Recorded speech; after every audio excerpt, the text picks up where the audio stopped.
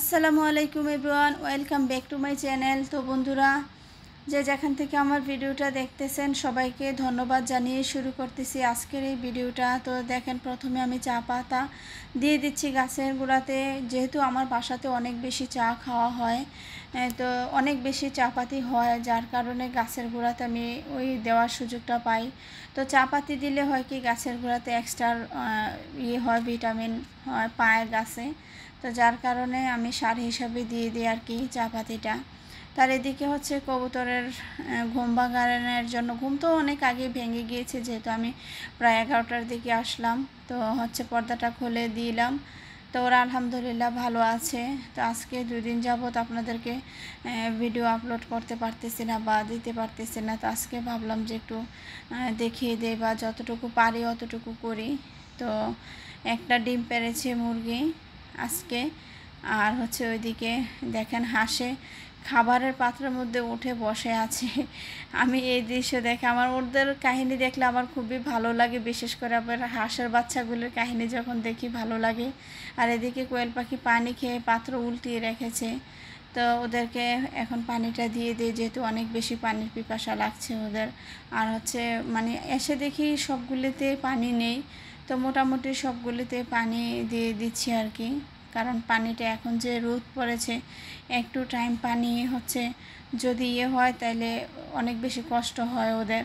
তো আর এদিকে দেখেন হাঁসের বাচ্চাগুলি, এই একটা সমস্যা, মাথাটা ভিতরে বাহিরে বের করে ভিতরে নিতে ওদের একটু কষ্ট হয়।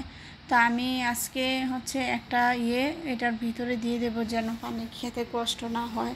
তো যাই হোক, ওরা খুব পানির পিপাসা ছিল, দেখেন পানি দেওয়ার সাথে সাথে কিভাবে পানিগুলি খাচ্ছে।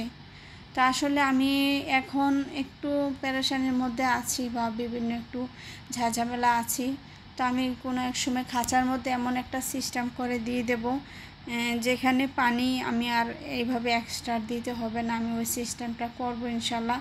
তো একটু সময় সাপেক্ষে এগুলো একটু ধৈর্য ধরে তারপর করব। এখন এই মুহূর্তে করা যাবে না, কিন্তু আজ হোক কাল হোক আমি প্ল্যানে রেখেছি, আমি হচ্ছে ওইভাবে করে ফেলবো। কারণ এভাবে দৈনিক পানি দেওয়ার থেকে ওইভাবে পানি দেওয়াটা অপচয় কম হয়। আর পানিটা সাথে সাথে মানে বাসি যে পানিটা, বাসি পানিটা খাওয়া লাগবে না, ওই সিস্টেমটা করে দিলে আর কি। তো আমি ওইভাবে নিপেল সিস্টেম করে দেব, যেন মানে এখনের পানিটা এখনই তাজা তাজা ওরা খেতে পারে। আর পানি থেকেও অনেক রোগ জীবাণু হয় বা রোগে আক্রান্ত হয়। তো এভাবে পানি যতক্ষণ পাত্রগুলি পরিষ্কার করে দেওয়া না যায়, তাহলে একটা রিস্ক থাকে, হয়তো বা জীবাণু থাকে, এই আর কি। তো অনেক সময় দেখা গিয়েছে প্রতিদিন পাত্রগুলি ধুইতে পারি না, হয়তো বা তাড়াহুড়া করে আবার পানি দিয়ে চলে যাই, এরকম হয়, বা একদিন পর পর পাত্রগুলি ধুই। তো আসলে ওইভাবে করলে মনে হয় ভালো হবে। তো ইনশাল্লাহ করব, আপনারা দোয়া করেন। তারপর হচ্ছে যে খুদটা এখন দেখতেছেন হাঁসের জন্য মাখাচ্ছি, এই খুদটা আর ভুসিটা এভাবে মেখে দিলে হাঁস খুব পছন্দ করে। আর আমি যখন ভুসিটা মাখি তখন হচ্ছে আটার একটা স্মেল পাই। তো এ আর কি, হয়তো বা হাঁসের এই জন্য একটা অনেক বেশি পছন্দের খাবার।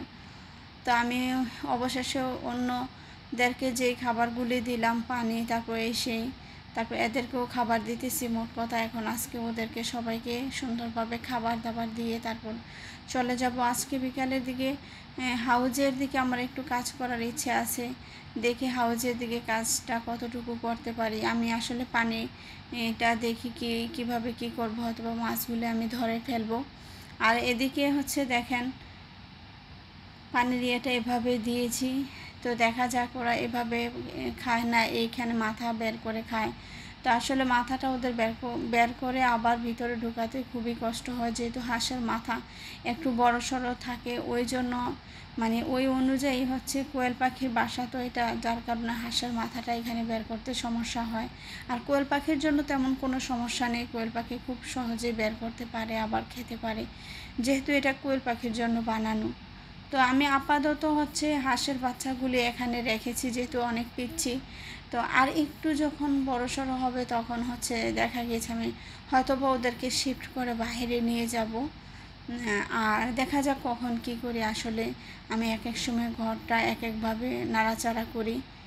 তো যাই হোক, এখানে দেখেন আমি হাঁসের পানির জন্য পাত্রটা দিয়ে দেখি এখানে একটু উপরে আছে, এটা তো আমি আরেকটু নিচে দিয়ে দিলাম ওই পাশে করে, তাহলে হাঁসের বাচ্চাগুলি পানিটা খেতে খুব সুবিধা হবে, যেহেতু বাইরে মাথা বের করতে অনেক বেশি কষ্ট হয়, তো যার কারণে ভিতরে দিয়েছি, দেখা যাক খায় কিনা। অবশ্যই খাবে। তো দেখতেছেন মাশাআল্লাহ কত সুন্দর লাগতেছে, ওরা খাবার খাইতেছে যে, এই যে অনেক বেশি ভালো লাগতেছে। তো যাই হোক, দেখতে দেখতে দেখেন আমার কোয়েল পাখি একটার অবস্থা খুবই খারাপ। তো তাকে হচ্ছে আমি হলুদের গুঁড়ি লাগিয়ে দিয়েছি আর আলাদা করে দিয়েছি। কোয়েল পাখিটাকে খুব অবস্থা খারাপ করে ফেলেছে আর কি, অন্য কোয়েল পাখি খুব রক্তাক্ত করে ফেলেছে। তো যার কারণে আমি তেমন বেশি একটা দেখালাম না রক্তের বিষয়টা আর কি। তো আজ এ পর্যন্ত, ভিডিওটা কেমন লাগলো আশা করি জানাবেন। তো আজ বিদায় নিলাম। আর এগুলো হচ্ছে হলুদের পানি, ওদেরকে খেতে দিলাম। আল্লাহ হাফেজ, আসসালামু আলাইকুম।